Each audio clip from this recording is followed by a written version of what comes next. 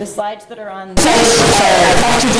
are up to date in content, but I just was trying reordering. Well, they don't have this opening slide, and they have a couple different links at the end. So, point is, almost all the content is on the link that's on the Drupal GovCon website, and I will update it, right after this. But just so you know, so if you are looking at it, it's not like there's different content. It's just a little reorganized.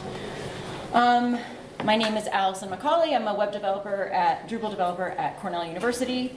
Cornell DrupalCamp is in beautiful Ithaca, New York in October, and it's really fun. It's a nice small camp and really great people, and the Finger Lakes are just beautiful in the fall, so please consider it. And yeah, so this session is Composer and Drupal 8 and Composer for absolute beginners, specifically Composer beginners, not Drupal beginners. You're welcome to be here, but I'm not going to be talking about Drupal beginner things. Let me get my notes up here. Okay, so Composer is a command line tool for dependency management in PHP. So you declare your libraries and packages and so on, and you can manage them and manage the versions and all of that wonderful stuff. What's dependency management? Think of it like if you are familiar with package management, like with NPM or other things. It's like, I'm thinking of it doesn't matter. It's like package management, but it's per project, whereas package managers are often global.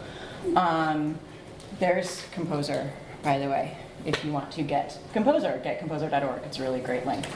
Yeah, it's a similar concept to Drushmake. It's not the same, but it's a similar concept. You declare the stuff that your project needs so that you can keep track of all the stuff that your project needs, your specific project, again, on a per project basis. So, Composer and Drupal. My dog is the one all the way to the right. I know, he's great.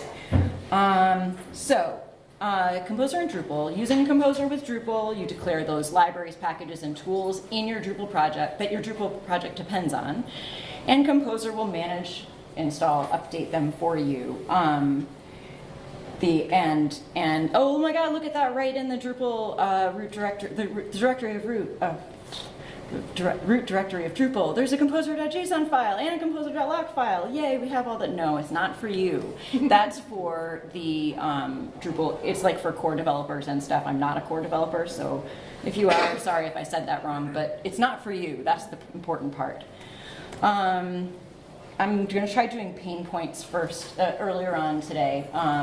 Some Drupal and Composer pain points. Something that people will say is that, a point that people make is that Drupal was not built with Composer to start with, so it's more of a trying to make something work after the fact, and there are definitely pain points there. But we are using it now, so I don't hate Composer the way I used to, but I am still a reluctant Composer adopter. But this is what we're using now, so that's just what it is. So some pain points. It's a steep learning curve. It's not you, it's Composer. If anyone tells you, oh, but it's, if you can use Drush, you can use Composer, that's a lie. It's not a malicious lie. They just don't understand. They mean it. They feel that way. But it's not true. So it's a steep learning curve. It really, really is. I've been using it for 1.5 years now, kind of regularly, and I still hit these things, and I'm just like, oh my God, I thought I got this. And it's just, no, you'll never understand completely. That's, okay. So you just understand that, don't be too hard on yourselves. Very I've run into confusing dependency errors. It can be sort of like other errors in other softwares, I guess, where it's like it says that it's angry at you for something, but it turns out it's something related to that something, and you don't see what that is. So it might say, I couldn't resolve this dependency, and you're like, but I'm not installing that. Why? I don't, and so then there are some tools that you can use to try to make it easier on yourself, but it just can be confusing errors. Composer.lock conflicts, that happens a lot when people work on projects together, depending on what you commit to your project. So these are just some pain points. It's very resource heavy. It's like you need I don't know I should have, now that I'm saying, I should have come up with exact technical specs. You need a lot of memory on your machine to be able to run Composer stuff, and you need some space too. I have an Ubuntu VM, and I was like, wait, why am I running out of space? And there was over a ½ gig of Composer cache files in there, just kind of hanging out. And I was like, okay. So that's something, there is a clear cache command, which I ran. The downside of that is that then everything takes longer to run because it's not pulling anything from cache anymore. So it's still worth it to free up that space every so often, but so it takes a long time to do things, and one of the most annoying things about it, in my opinion, is that like you're waiting all this time and then it just errors out anyway, which is common. Lots of things error out all the time. That's just part of developing, right? No big deal, except that it took 3 or 4 minutes to do it, or even 1 minute. It takes forever, and then you're just like, okay, I'll try tweaking this thing and then do it again, and it takes forever. When I asked some people on Drupal Slack about this like a year ago or something, like, I'm like, is there really nothing that we can do? And people talk about the Prestissimo plugin, but it comes with the kind of starter, the scaffolding stuff that you use to do Drupal and Composer, which I'll mention again later. But that's kind of like already happening. They were like, well, you can do -VVV so that it feels like things are happening the whole time. And I'm like, okay, you definitely can. And actually, there's a ton of information that comes with that. It's helpful. It's helpful information. Another pain point is that it's command line only, and that's just not like a given skill. It's not a given that everyone has that skill or is comfortable there. Like, we're a content management system. We're not a custom, I don't know, this isn't Laravel, this is Drupal. Like, not everyone wants to be on the command line all the time. So that's a pain point also. Existing Drupal 8 sites, yeah, you can, but I don't know, a lot of people that I talk to recommend that you just kind of start over, or like you migrate it over. So if you have an existing Drupal 8 site, for example, if you've been using Drupal 8 for a while now, before Composer was quite so heavily integrated, before there were so many contributed modules that required Composer, you might have thought that this is no big deal. So we use Pantheon for a lot of stuff. It does not have a nested doc root, which I'll also bring up. Maybe this is why I put pain points at the end before, I don't know. But it makes it a lot more challenging to switch over to Composer managed site. Yeah, I meant vendor directory outside doc root. Or if you have hosting, not everybody has SSH access on hosting, so you need to have already, grabbed all the Composer files. That's another thing that'll make more sense after I tell you about it. Let's see. Yeah, not everybody has, if you're on a shared hosting, you can't necessarily run those kinds of scripts on your server. All of that. Okay, so this is my dog again. Composer and your Drupal site. So you can use Composer to get the non-core modules and themes that you need, that on which your site depends. You can get the libraries and other packages on which your site depends. So your chosen and then your chosen library, things like that. You use Composer to update and remove packages. You use Composer to track and maintain precise details about the stuffs your project is made of. So that's another way that it's sort of like drush make, because you have like an exact, in your composer.lock file, which we'll look at in a second, you have an exact, you can see exactly what is installed on your site. So like the exact versions of everything. Yeah, what drush make does, but more fancy pants. You would use Composer to update and remove packages, including whatever those packages need. So whatever the packages that you need, whatever they need. Making sure to have the right package versions that your site needs. Keeping track of exactly what version of what is installed. You will not use Composer to do any database things. That's not what Composer does. David said it perfectly yesterday. Composer gives no craps about your Drupal site. It's just for the package, it's for the code, it's for the stuff that's in your code base. You will not use it. So included in those database things, right? Enabling and disabling modules on your Drupal site. That says Composer does not care. It's just not what it's for. It's like, imagine like, oh, I downloaded this module from Drupal.org and I put it in my code base, which is actually a really common thing. People are like, but I put it there. What do you mean it's not turned on yet? That's just not how Drupal works. It's not how, Composer has nothing to do with that. All it's doing is putting it into your code base. You're not going to use Composer to manage your site configuration. You're not going to use Composer to do any kind of content stuff. You're not going to use Composer to do anything not from the command line. Okay? Is that clear enough? Just a little note about that whole enabling and disabling module stuff. Even though the terminology with Composer, you use Composer install for some things, and the terminology within Drupal is install or enable and uninstall. So like there's a little, my point here is that there's some overlap in the terminology. But still, even though it's called Composer install, it's not actually going to turn that module on your site. That's all. Okay. There. Okay. So Composer in your Drupal site, you got to install Composer. That was that great getcomposer.org link at the very beginning. Then you would create a new Drupal 8 project, a new Composer project. Do not recommend converting an existing Drupal 8 site, into a Composer managed site. You'd use Composer to add the modules and packages that you need as dependencies for your project, and you'd use Composer to install, which means download those packages to your project. We'll go into some of that in more detail. Composer and Drupal. I mean, really, right? I mean, so freaking cute.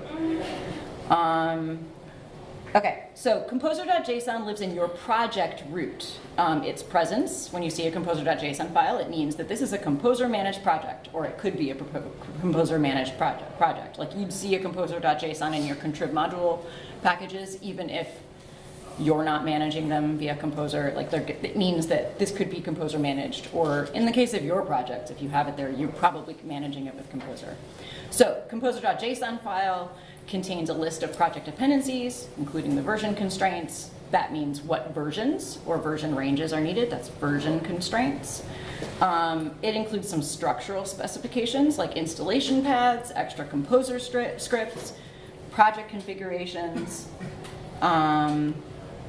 Your Composer managed Drupal project will have a composer.json file in its root directory. That is your project's root directory. And also you really need to run your Composer commands from that directory. I don't know, I'm not a front-end developer, but you know how you have to like go into your theme directory to run your Sass scripty stuff? You have to like be there. That's the concept. You have to be where your composer.json file is to run those commands. So, right, this is the file where everything is kept track of, everything your project needs. This is cool that we have lines in the middle of the screen. That makes it cool. Your Composer managed Drupal project will also, the composer.lock file in its root directory, so that's a record of exactly what packages and package versions are currently installed on your project. A reminder, installed means downloaded. It means that's what's in your code base, okay? So that's when you run Composer install, it will grab all of those files based on what's in the composer.lock file.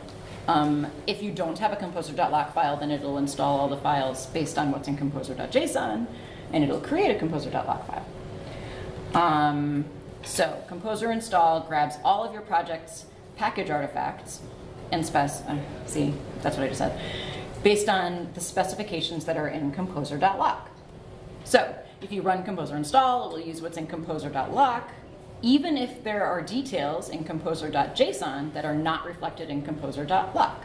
So if you have not changed dependencies, there could be newer versions of packages that fit the version constraints in composer.json, we will look at version constraints, but are not yet reflected in composer.lock. So if your composer.json file says, give me Drupal 8 core, and I want any version that's like a Drupal 8, but the last time that you installed your site or you grabbed the code, it was Drupal 8, 5.3 or something like that. When you run Composer install, it's gonna grab the 8.5.3 files because that's what's in composer.lock, even though there's a newer version of Drupal 8 out there.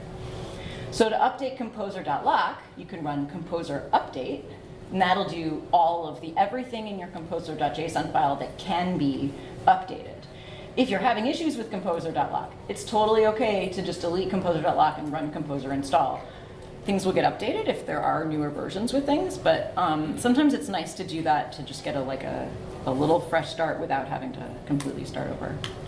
all I mean is that composer.lock is not like a, it's okay to delete it and run composer install and see what happens. It's not gonna, well, you'll see what happens. Package files come from packages.org by default.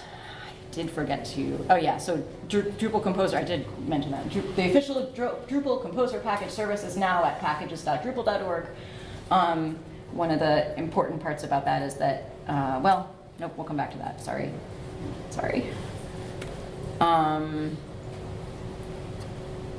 So, yes, on the documentation from Drupal.org about Composer and Drupal packages. Using Composer to manage contributed dependencies for a Drupal site is unique. Love to see that. Always great when it could be different from the way that everything else is. But that's just, it's just what it is. So you have to define Drupal.org as the source of your Drupal packages. You have to define the directories to which Drupal projects should be downloaded. So that's again going back to where we're trying to make Drupal be composer friendly, even though Drupal was already created by itself.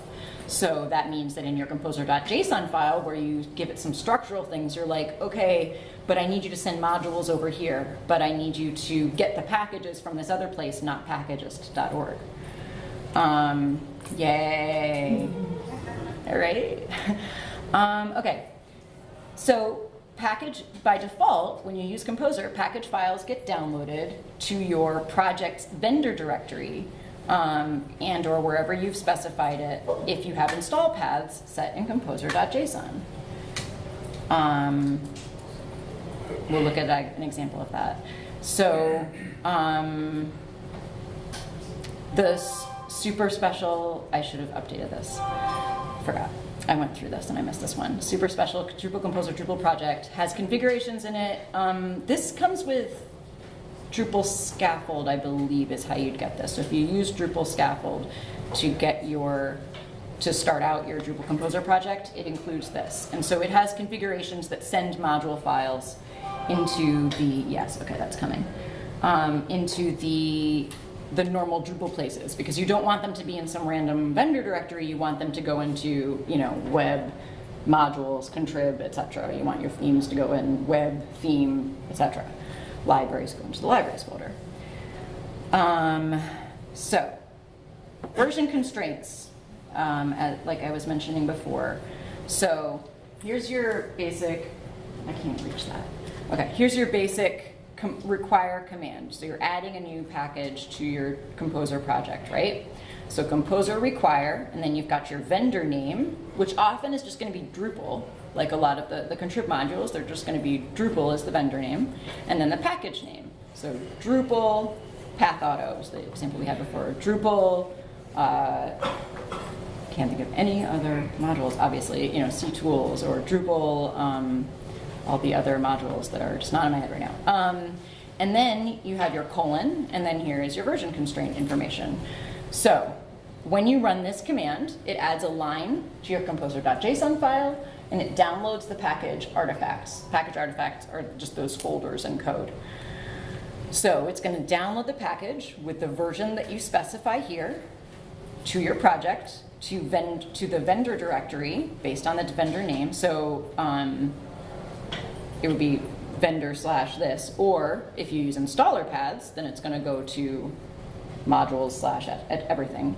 The installer paths will be included if you use these starter kit type things, if specified. So again, based on your version constraints, right? So specificity equals safety. The more specific you are with your version constraint, the more specific of a version you're going to get. And it also means that if you update things later, it's not going to change versions without your permission. So the other thing that it does is update composer.lock with all kinds of details about what it just downloaded, including the exact version, but also like a whole bunch of metadata about each project. It's like all of the authors and date stamps and like, you know, life story. It's like a ton of information. So, like I said, when you run better field descriptions, there's a module. Okay, so when you run a composer require command, like I said, it's going to add a microphone. It's going to add a line to your composer.json file. Look, there it is, Drupal / better field descriptions, right? And I said caret 1.2. So look, it says caret 1.2, just like I said. If you wanted to see like some other stuff here, go away. Thank you. Okay, that's just rude. If you, here, you can see I have like 1.0.0-alpha 1. That's a very specific version constraint. There's none of these little funny modifiers, which we'll talk about, but there are no funny modifiers. So it's only going to be this exact version, okay? So it adds a line to composer.json. And then by default, like we said before, it'll add the, so it downloads the package files, those artifacts. When you see people say artifacts, they're talking about the folders full of files, to the vendor directory / the name of the vendor, or to the paths from the install paths, which would just be your regular, web / module / contrib. Version constraints. This is very important. It doesn't have to kill you, but it's important. The ones that you'll see most often are either somebody declaring an exact version number, like here. It doesn't have to be an alpha. I could do 1.2 here. I could do, for my better field descriptions, I could just have 1.2. So you'll either see somebody do just a specific version, or the ones I see most often are tildes and carets. David said this so perfectly yesterday. It was, right, tilde will increment just the last digit. This is wrong then, I'm sorry. If this said,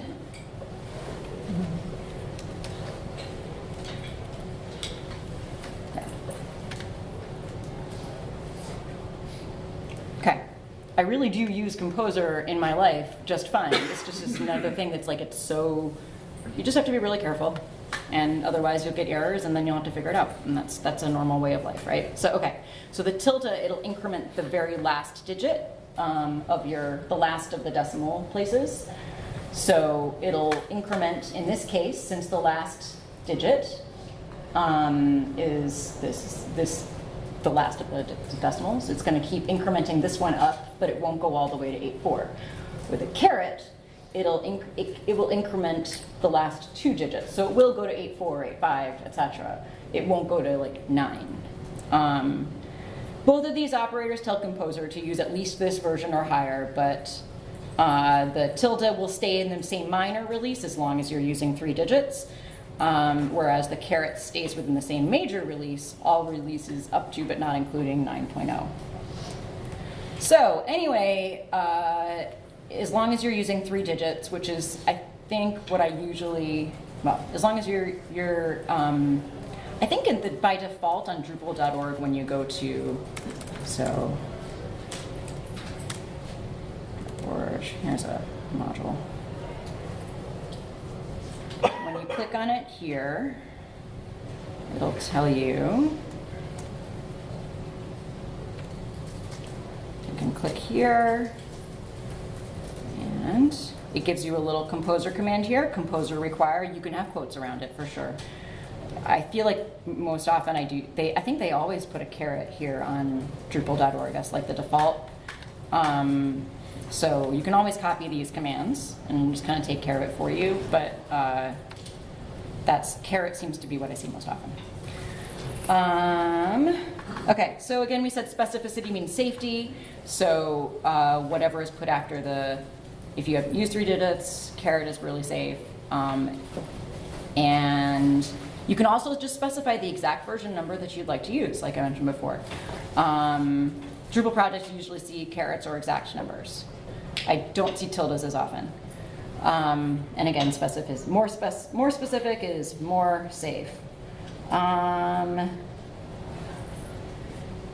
As you may have noticed, Composer and Drupal projects have a different directory structure than vanilla and Drupal projects. We saw that before in this screenshot here, some of it anyway. You've got your project root directory, and your config, and your drush, and your scripts, and your vendor, but down here, if the screenshot were taller, you'd see that there's a web directory, and that's where you get to Drupal.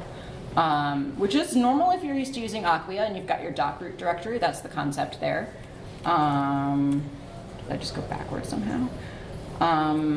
If you're using Pantheon or some other, or just like a vanilla Drupal situation, you'd be more used to your project root being just Drupal. You've got all of those Drupal folders that just come when you download Drupal.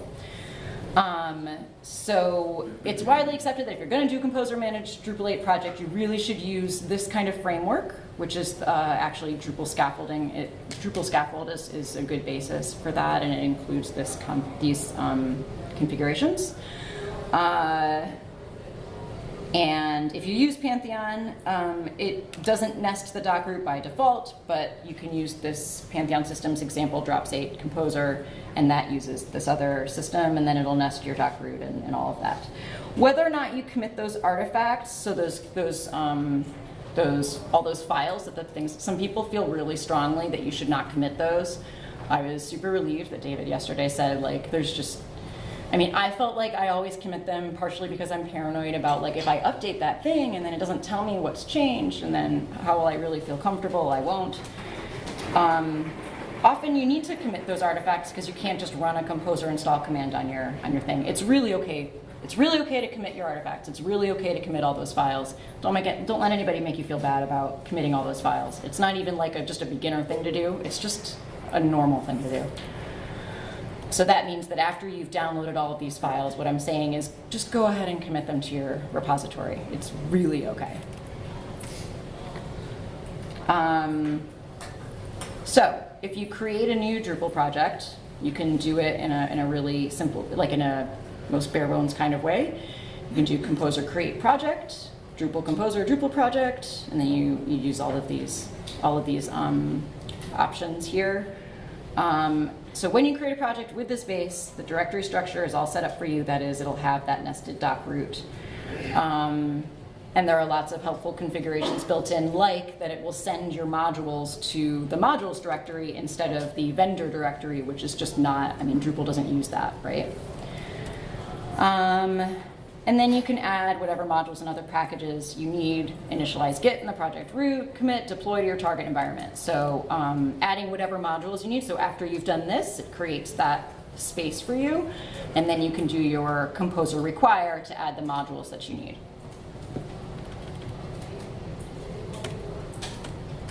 Okay.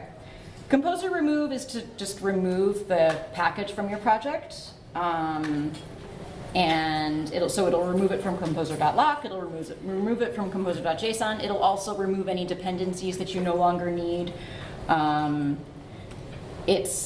Make sure that you uninstall your modules from Drupal before removing them from your project. Again, Composer will not do that for you. So you're going to end up with wait, that module isn't there anymore, and I already installed it, and your database will freak out at you. Make sure you uninstall them first. People actually do 2 releases. If they're doing a really heavy configuration management workflow, they'll do a release that uninstalls the module, and then a follow-up release to remove the code. So if you need patches, you've got C. Wiggins Composer patches, which is also included in Drupal Composer Drupal project. So you have to manually add stuff to the composer, a composer patches file. The instructions are in the README. I think the instructions are good, so if you go to them, I think they're pretty self-explanatory. They're not self-explanatory, but I think they're well written. I'm going to show you an example composer.json file. I would highly recommend, wait, where did the other thing go? Sorry. Did I put it in the wrong one? Don't keep multiple tabs open when you're doing this. Okay, this is what I wanted to have as my last slide. No, it's not. Crap, where is it? It doesn't matter. There were 2 other sessions yesterday about Composer, beginner Composer stuff, so I highly recommend checking them out too. We've got untangling dependencies using Composer, blah, blah, blah, it's really long. And demystifying Composer, which is what David did. Really cool thing that David offers is this Composer tutorial. I read through it some last night, but it's a really wonderful tutorial. I'm not gonna re-say it all, but it's right here on GitHub. definitely check it out. He's got some really thorough instructions there. So let's look at, I'll go through some of that stuff that I mentioned. Fiddlesticks. Does anyone have any questions right now while I start this up, because I forgot to? Yes? I noticed not all modules have composer installs. Is it bad to have some manually managed and the rest composer managed? That's a great question. So the question was, is it bad to have some modules that are manually managed versus composer managed? You really want to make sure to manage all of your modules and other dependencies with Composer, or not any of them. So even if a module doesn't have a composer.json file in there, if it's on Drupal.org, it's a contributed module, it should still come in on the Drupal packages thing. So you should still be able to install it with Drupal/module machine name. Does that answer your question? So you don't want to mix it up. You want to either install all of your modules with Composer or none of them, I guess. So if the install command's not there, you can just make your own. I'm sorry? The install command's not there on the module page. Oh. You just make your own. I have not run into that. I don't know. There's one I couldn't get for it, like web forms would not install the composer. Really? And manually do that one. That sounds unpleasant. I tried web forms with Composer too, and it did install, but it had dependencies that weren't able to. We're not Composer manageable. So she's saying that when she installed she was able to install web form with Composer, but there were other dependencies that did not just come in with Composer the way that they should, the way that you'd expect them to with a Composer managed module. Correct. That sounds like a bummer. That sounds like one of those. It's actually a good thing. Okay. So if you're running Composer for something like web form and it has dependencies and then it's failing and letting you know that it can't satisfy the dependencies, that's a good thing. Because you might then later on run into a use case where web form's going to break on you. But you didn't realize that when you just download it on the directory. That's very true. It does tell you, but then I guess you have to go through either picking the dependencies that actual web form said it wasn't required, but you have to pick the dependencies and install them to the fresh or something, or do you manipulate the But is it something else? Is like calling you into the JavaScript library or something? Yeah, a number of them. When I went into back into Drupal and checked the status, it was like 4 or 5 of them. Okay, I have to see specifically what it is. Okay. So it wasn't a PHP library that's doing it? I can bring it up, but I'll see Sure. that. I think there's a drush command to deal with the web form library. Oh, okay. Yeah, there's a drush command. Okay. Well, it's good that they provided some documentation for maybe the less than. So basically, one of the points that David made was that at least when you do, I think, at least when you run that kind of a thing and you try to, it'll tell you that you are missing some dependencies, even if it didn't get them for you. And whereas if you just download from Drupal, you're not going to get a nice error message that tells you that you're missing stuff. It depends on what it is. So if you've got one module saying, I need this PHP library, Yeah. and I need version 2.7, and you download another module and it needs the same library, but it needs version 2.9, Gotcha. and they're in conflict with each other, Yep. you have to sort that out.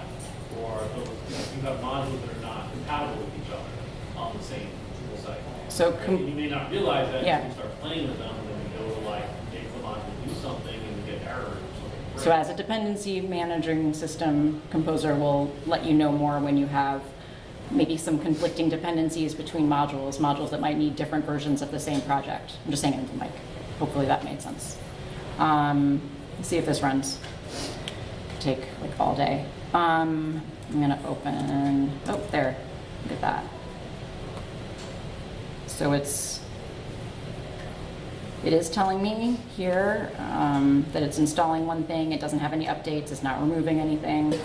Now it's downloading all this stuff, it's gonna do all these dependency updates. Looks like it did it okay. You saying that then when you try to enable it, it gives you an error? Now it enables, it just does not include the libraries. Okay, And the maintainer actually has some documentation. instructions there. Okay, well that's good that they provide instructions. It's just not a one and done thing. It's Yeah. a little more.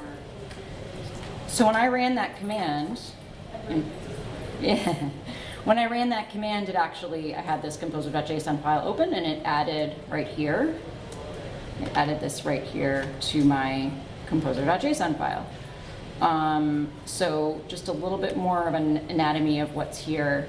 I've got my project name up here. I've got my name here. These are those metadata that end up in composer.lock. If anyone were to use my project, they would see how it's got the package name here, the version, where you get the code from, and then down here we've got authors and all that stuff. It's taken from a place like this. Is the basic idea here. Here is like one package that's not in the normal spot, but then if I go down to where things are normal, here we've got a require list, et cetera, most of these things are Drupal / right? And then we get down here, required dev are things that you would want to use when you're in a development environment. David was saying yesterday that Composer assumes that you're in a development environment. So if you want to do an install without these development packages, then you need to use an option that's like no dev or something like that. If you look at the options, it's easier to look at them each time than to memorize them, or at least for me it definitely is. Your minimum stability, you're saying like in a nice like fairy tale land, you'd say like minimum stability, I need this to be prefer stable or something like that. But in real life, especially with Drupal 8, it's prefer stable, true, right? But we still have to allow for all these dev modules and alphas and betas because I can't think of something that's stable. Then we have our scripts. We've got some build assets. So this for me is because we're on Pantheon. So this is some stuff that I copied over from the Pantheon Composer stuff. That's just what that is. But you can have all of these code sniffy things to happen every time that you run certain Composer commands. It looks like I'm not actually using them, but they're there hypothetically, like for code sniffing stuff. Drupal scaffold, that's a pretty critical thing to be using, but that's the Drupal Composer, Drupal project. They like each other. These are just more scripts. These are just scripts that you want to run when you run certain Composer commands. So something related to an update command, this would run when you run an update command. This would run when you run a install command, and so on. This would run when you do a create project command, right? Then some extra settings here. Installer paths. This is where it says for any libraries that I download, if the type of the package is Drupal library, which will be in the metadata of that library, then it would go into the web/libraries directory. If the type of package is a Drupal module, it will go into the web modules contrib directory. You don't have to worry about the types here because your Drupal module maintainers will include those types. So when you install something from Composer that is Drupal /, it will tell your Composer which directory to go into, basically, through these types. Build environment, those are other scripts. Here I've got my patches file declaring that. You can actually put patches in this file. These files get long. I like to put it in a different file. And these instructions really are in the README on the CWiggins Composer package, or patches thing. Your Composer lock file, again, it just has these a ton of really specific information. So this, oh my God, that was a good one to pick. This is like 60 lines for this one package, right? Like, it's a really long file. So when you start to get conflicts and stuff with other people, it really sucks. Let me open up to questions because we've got 5 minutes left. Yes. Yeah, installing modules may not be such a problem, but the problem comes when you're working like big teams when you're, like, can you explain the difference between Composer install and Composer update? When you do a Yeah. Composer update, then how do you stop it from updating every other module? Yeah, Everything that's a else? great question. Okay, let me go through. Huh? Oh, thank you. He wondered about some differences between Composer install and Composer update, and also when you run a Composer update, sometimes it's just like, oh my God, everything has changed now. How can you prevent it from being quite so dramatic? Okay. So now I've got clean again. Not quite there. Okay, so if I run, so when I need to update something or I want to see what's going on, I can go to my Drupal updates page, or I can go Composer outdated, and it'll tell me what's out of date and what's, what my choices are. So, God, I really wanted this to run quickly. Okay, so let's say, oh, my modules are too up to date. Okay, let's say I just want to update Twitter OAuth, okay? So in my case, I'm gonna copy and paste, because obviously, and then I would do something like Composer update, and then all I have to do is list the thing itself, like this, okay? And if I do that, it'll only update this stuff. The other thing you can do if you're paranoid like me is you can do -- dry run, and it will tell you everything that it's going to do before it does it. Even though I'm using version control and I really don't need to be scared because I can just undo it. I'm still like, but I want to know before it happens. So you can totally do that, -- dry run. So if I do Composer update, name of vendor, name of project, it'll only update that thing and its dependencies. If it has dependency updates, is with dependencies by default, or do you have to say with dependencies? You have to say it? Okay. Nothing to install or update. Okay, so that's actually a nice little thing. If I want to say, it looks like Twitter OAuth, but I'm like, there is an update. Why didn't it do that? I can actually say, Composer, why not Abraham Twitter OAuth? I think just like that. Let's see.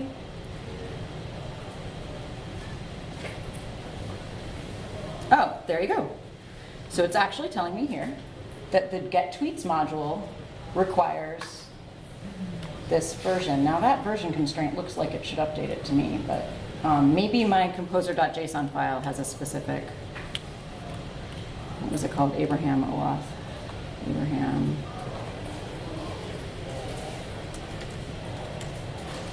It must be in a different composer.json file. So it has something to do with what the get tweets module requires. That's the basic idea here. So it did tell me something. The one thing you have to be careful of is that the 0 versions are treated differently. Oh, of course they are. No, but thank you. Because Seriously? The 0 version is not considered a release. So it's going to change, it treats a difference between 0.7 and 0.8 as potentially a breaking change. Okay. So in this case, 0.7 with the caret in front means only up through 7x. Okay. Yeah, so it won't go to Wow. 0.8. Okay. If you want to be able to go up to anything but stable, 1.0, if you switch the caret out for a tilde, it'll otherwise work the same, but it will let the minor version go up. Okay. Thank you guys. So they're saying that the releases that start with 0 are treated differently by Composer because they're considered not real releases. So the second, even though your caret, I didn't follow the whole tilde thing, but let's just say caret because that's what we see mostly in Drupal for now. But tell me if I'm wrong. If you have a caret here with a 0 release, normally with a caret, it would increment the last 2 digits.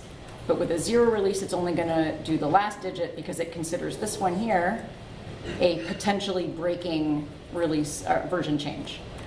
So it's only going to do the last one, even though it's a caret. Yeah. There. Thanks. Yeah, thank you. The difference between, update and install. Install is just gonna grab packages based on your composer.lock file, strictly. Update will actually go get new versions of packages based on the version constraints of your composer.json file. Well, how Clear? about you're not 100% I'm sorry? sure what the other guy updated, you know? What the other, I'm sorry? The other people on your team Yeah. updated, you know? If they committed all, I mean, so you can see what, so, okay, so if you see, you can look at the history of the composer.lock file, and that'll tell you changes that have been made to the exact versions that were in the composer.lock file. So even if composer.json hasn't changed, you can still look at the version history of composer.lock to see what has been updated. That's a really good question. I know what it says. Okay, there was another. It is 10:47 if you need to. Thank you so much for coming. I understand if you need to leave. But, Can't manually modify the JSON file ever? I'm sorry? Can't manually modify it? Oh, yes, absolutely you can. Yep.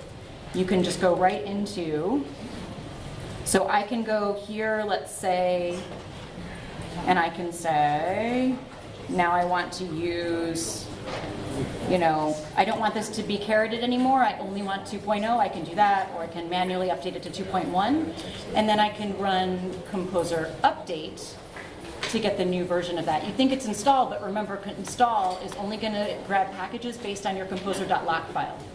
So the lock file technically hasn't changed yet, because I only changed it in the JSON file. I've definitely done this and then done composer install and been like, but, oh, right. Oh, something that's cool though? Sorry, but it's cool. So look at this warning it gives me. I'm going to stop it. The lock file is not up to date with the latest changes in composer.json. Not up to date with the latest changes in composer.json. You may be getting outdated dependencies. So that's a great message, right? So it's just letting me know I'm running composer install, and it's like, okay, but there are actually newer versions based on what's in your composer. Yes. What about things from other, you're not allowed to go out to get things from an internal? Yes. I don't know how to do it from an internal thing, but you can definitely do it from like GitHub and stuff. Like these are custom packages that we have put onto GitHub and then registered on Packagist. So you put it, but there are ways to do it with internal stuff. I just don't know how. David talked about it yesterday.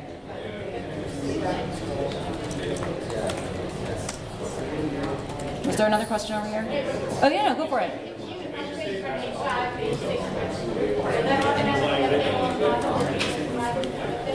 Not if you do a regular, like a full composer update. If you do it if you do just composer update, then it would update everything, but based on your composer.json version constraints. But if you just do composer update Drupal core, then it'll only do Drupal core. Does that make sense? It's not going to update your contrib modules. It'll update any other packages that Drupal is dependent on. Something else that's really fun is you can take off core and put in star and everything. Oh, that's a great, yep, that's definitely true. Sorry.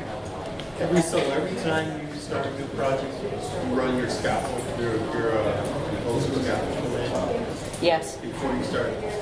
So I use a starter kit that we have that has this kind of stuff already in it, but yes, you'd want to use. So now with Composer, you never go out, just grab the zip files and drop No. them. So Drupal Composer, Drupal Scaffold. That's your home base, but it does grab Drupal Composer, Drupal Project. What's this?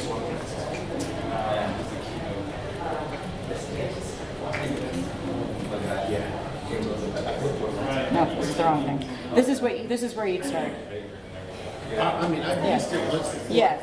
not what I was using. Not, yeah, no, that's, Upgraded do that to a all the different time. version, Yeah. and everything changed. Yeah. On the mobile side. Yep. Yep, I highly recommend using a specific composer update command. Or use really specific version constraints in your composer.json file so that it can't update things beyond what you want. But I really do recommend David's tutorial. Is that in the presentation? No, but it was, I put it there and then I guess I undid it or something, I don't know. It was there, it will be, it will be. I highly recommend it. It's a really great tutorial, yeah. Yep, I have to stop. Keynote, coffee outside and then keynote. Thank you guys. Yeah. Woo!